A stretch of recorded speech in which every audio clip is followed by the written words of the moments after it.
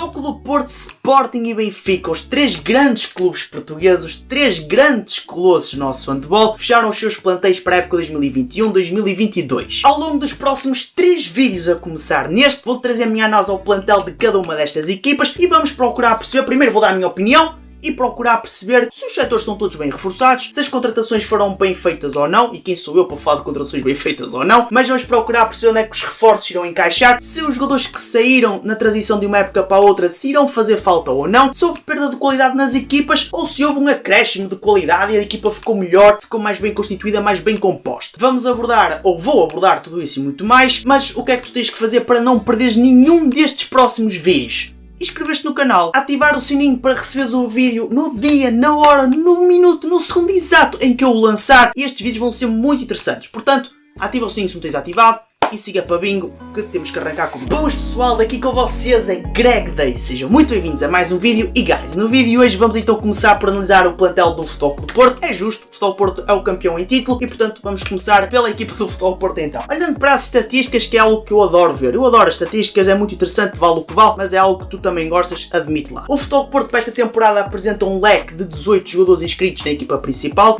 Sou-te sincero, eu não fui ver a temporada passada se estamos a falar de mais jogadores ou menos jogadores, mas posso dizer uma coisa, é a equipa com menos jogadores inscritos em comparação com o Benfica e com o Sporting. Se isso vale muito ou não vale nada, não sei. Olhando para a média de idade, estamos a falar de uma equipa com uma média de 28 anos, o que espalha muito daquela que foi a aposta de Magnus para esta temporada, apostar mais em jogadores experientes em detrimento de jogadores jovens, e não é por acaso que o Futebol Porto é a equipa que dos três grandes tem a média de idades mais alta. Olhando para a média de alturas, 1,93m vale o que vale, e para o peso, 94kg, tudo isto dados do site 00.pt. Indo àquilo que te interessa, o plantel do Futebol Clube Porto, muitas contratações, eu trouxe aqui para o canal, é só tu pesquisares o nome do jogador no meu canal e vai-te aparecer um vídeo da minha análise a esse reforço. Obviamente que há aqui um outro reforço que se calhar não trouxe do Futebol Clube Porto, Benfica e Sporting, é natural, principalmente o Sporting que se reforçou com 10 jogadores, eu não consigo trazer 10 vídeos, guys, ok? Trouxe aqueles mais relevantes, que para mim eram mais relevantes, mas no Futebol Clube Porto eu penso que o único que não trouxe assim um vídeo da análise foi o Diogo Oliveira. Todos os outros reforços tens aí o vídeo para veres, vai checar se não viste, que são vídeos muito interessantes de uma análise feita por mim, ao pormenor, exatamente. Bem, indo ao que interessa, vamos então começar pela baliza do Futebol Clube Porto. Temos uma cara que é nossa bem conhecida, Nikola Mitrevski, transita do ano passado, portanto não é grande novidade. Mitrevski, que o ano passado andou durante grande parte da temporada na sombra de Alfredo Quintana. Após o que sucedeu a Alfredo Quintana, Mitrevski teve que se assumir como uma grande figura da baliza do Futebol Clube Porto. Muitas dúvidas se geraram no seio do handball português, muitas dúvidas em relação se Mitrevski iria ou não conseguir atenuar a ausência de Alfredo Quintana na baliza do Futebol Clube Porto. E a verdade é que ele não só atenuou, como surpreendeu tudo e todos. Foi um verdadeiro pilar na equipa do Futebol Clube Porto, um verdadeiro muro, um monstro naquela baliza. Lá o Futebol Clube Porto assim meio cá à pressa, obviamente, tendo em conta as circunstâncias que foram, arranjou Martin Sekeli, um guarda-redes que já se sabia que não iria ficar de forma definitiva na equipa do Futebol Clube Porto e portanto já se sabia que mais cedo ou mais tarde ia-se ter que ir buscar um outro guarda-redes. Houve grande especulação, falou-se neste jogador, naquele jogador. A verdade é que Sebastian Ferrantzen foi o guarda-redes eleito. Um guarda-redes muito interessante, um guarda-redes com características muito semelhantes a Alfredo Quintana, e neste torneio de pré-temporada, o torneio de Viseu, deu para eu confirmar efetivamente isso. Depois o Futebol Clube Porto tem Diogo Rema na equipa, o jovem de 17 anos, guarda-redes, que é para o futuro. Seria estranho o Futebol Clube Porto deste ano apostar como segundo guarda-redes em Diogo Rema. Não seria todo descabido, porque ele de facto tem qualidade, mas seria estranho. Muito estranho até. Largando os guarda-redes, vamos então para a posição de central. E é aqui que mexeu um bocadinho com a minha cabeça nesta minha análise. Na linha de centrais temos então Diogo Oliveira e Rui Silva. Miguel Martins, que a temporada passada, ou na transição da temporada passada para esta, deixou o Futebol Porto rumo ao PIK Szeged da Hungria. Muito se especulou, André José, Diogo Oliveira, quem irá ser efetivamente o reforço do Futebol Porto. Após muita especulação, confirmou-se então Diogo Oliveira ao reforço, e este central, não sei, a meu ver ele poderá muito bem ser segunda ou até terceira opção do Futebol Porto para a linha. Isto porque o 00 não coloca como centrais Pedro Valdez e Pedro Cruz, obviamente porque eles são mais laterais do que centrais, mas eu pessoalmente acho que nesta linha de sucessão, nesta hierarquia de centrais, temos Rui Silva num primeiro plano obviamente, e depois temos talvez um Pedro Valdez e um Pedro Cruz, e só depois um Diogo Oliveira. Isto é a minha forma de olhar, mas isto pode dar muitas voltas. O que eu senti de Diogo Oliveira daquilo que vi no torneio de Viseu de pré-temporada é que ele é um central que tem qualidade, tem sim senhor, mas que ainda tem muitas arestas a limar. Eu acho que ainda lhe falta ganhar um bocadinho de entrosamento nesta equipa do Futebol Clube do Porto, mas que quando ganhar, meus amigos, vai ser sempre para abrir, isso vos garanto. Este ano penso que temos um Rui Silva verdadeiramente destacado, com a grande referência para a linha central, e Diogo Oliveira ali um bocadinho na expectativa. Vamos ver como é que vai correr. Olhando para a posição lateral, e ao contrário da posição de central, aqui posso sim dizer que o Futebol Clube do Porto, dos três grandes, é a equipa que mais bem reforçada está, é a equipa que mais opções de ataque tem. Começando então por aquele reforço que surpreendeu muita gente, Pedro Valdés. Surpreendeu porquê? Porque ninguém esperava que um jogador que tinha estatuto no Sporting, capitão do Sporting, ninguém esperava que ele saísse para o Futebol Clube do Porto. Este Pedro Valdés tem que ser um jogador para jogar. É um jogador que já está rodado no nosso campeonato. Não é por acaso que era uma das grandes referências do Sporting. O Sporting não é uma equipa qualquer e, portanto, ele tem que ser titular. Se a lateral esquerdo, se a central, se a lateral direito, não sei,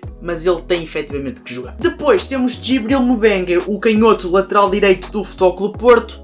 Será certamente a primeira opção para a lateral direita. Primeiro, o facto de ser canhoto, porque na lateral direita, por norma, as equipas costumam apostar no jogador canhoto, só optam por jogadores destros em duas situações. Se não tiverem jogadores canhotos na equipa, que a este nível de profissional, primeira divisão, campeão em título, tem que ter um canhotos na equipa, obviamente. E a outra situação é quando tu, num dado momento de jogo, queres apostar num destro para ter uma maior facilidade no jogo para a ponta direita. Posto isto, acredito que Djibril e todo o currículo que ele já tem no Futebol Porto e estatuto que foi conquistado, acredito que seja a primeira opção para a lateral direita sem qualquer dúvida. Depois temos Diogo Silva. Diogo Silva é um jogador que o ano passado teve muitos minutos. Este ano, e tendo em conta este leque de laterais que o Futebol Clube do Porto tem e construiu, não sei. Depois temos Pedro Cruz. Pedro Cruz, jogador de 37 anos, quando toda a gente esperava, ok, vai ficar no Águas Santas, mais 2-3 anitos, se calhar reforma-se, eis que ele surpreende tudo e todos e decide dar um passo em frente rumo ao Futebol Clube do Porto, rumo ao atual campeão português e vamos ver o que é que ele vai fazer. Acredito que esta contratação de Pedro Cruz seja para dar rotatividade à equipa, será um jogador talvez para rodar mais no campeonato português do que propriamente na Champions League. Depois temos então o croata Ivan Sliskovic do Futebol Clube do Porto, ele que é lateral esquerdo e eu penso que do leque de 6 laterais que o Futebol Clube do Porto apresenta aqui para esta temporada, ele talvez seja aquele que é o mais dispensável, porque o que ele dá ao jogo do Futebol Clube do Porto já outros dão e eu sinto que ele este ano não terá tantos minutos, irá jogar certamente porque lá está, porque o Futebol Porto vai ter que rodar muitas vezes a equipa se quer ter ambições na Liga dos Campeões e não desgastar os seus próprios jogadores, mas não sei se ele vai ter muitos minutos este ano. Por fim, na linha laterais, temos Fábio Magalhães, ele que este ano,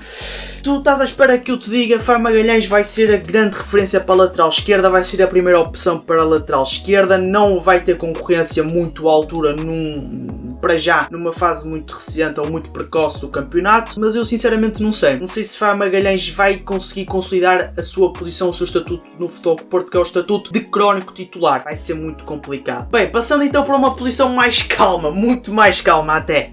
Pontas. A nível de pontas, o Futebol Clube do Porto para esta temporada não tem qualquer contratação para as pontas, nem precisaria. Estamos a falar de Lionel Fernandes para a ponta esquerda, ele que é obviamente a segunda opção, a primeira opção será então Diogo Branquinho. Na ponta direita, a primeira opção irá ser obviamente António Areia, tendo como sua, ou não digo na sua sombra, mas tendo como sua segunda opção Miguel Alves, mais conhecido por Tito, que também é um jogador de excelência e que quando o António Areia sair do Futebol Clube do Porto, se retirar, o que quer que seja, será ele muito provavelmente a ocupar essa vaga. Não é muito provavelmente, será efetivamente ele a ocupar a sua vaga porque é um ponta também de excelência. Por fim, olhar para a linha de pivôs, e aqui é que eu sinto que o Futebol Clube do Porto está um bocadinho débil. Porquê? Se nos últimos anos o Futebol Clube do Porto nos tinha habituado a ser aquela equipa com o melhor tridente, quarteto, o que for de pivôs, e este ano eu sinto que o Futebol Clube do Porto perde para o Benfica. Estamos a falar de dois pivôs que são crónicos titulares, que toda a gente reconhece que são para jogar imediatamente, Vítor Iturriza e Daimar Salina. E o terceiro pivô não existe. O Futebol Clube do Porto inscreve Jesus Hurtado, que é um pivô colombiano de 19 anos, mas que é um jogador ainda para crescer. Portanto, o Futebol Clube do Porto precisava aqui de mais um pivô já feito, um pivô com estatuto. Vamos ver o que é que Jesus Hurtado irá dar ao Futebol Clube do Porto. Feita esta análise, o que é que eu posso concluir então? O Futebol Clube do Porto está com uma equipa bastante interessante, uma equipa que a meu ver não está tão forte em alguns setores como esteve o ano passado. Falo concretamente da linha de centrais, Diogo Oliveira e Rui Silva muito curto, ainda que tenhamos Pedro Cruz e Pedro Valdés para fazer a posição. Outro setor que está muito debilitado é o setor dos pivôs, porque eu não sei como é que o Futebol Clube do Porto irá fazer desta gestão, tendo apenas Iturriza e Daimar como as duas grandes referências. Jesus Hurtado, um jogador ainda para crescer. Não sei como é que será esta gestão de Magnus Andersson, vamos ver, até pode ser que Jesus Hurtado vire uma sensação, uma revelação no nosso campeonato esta temporada.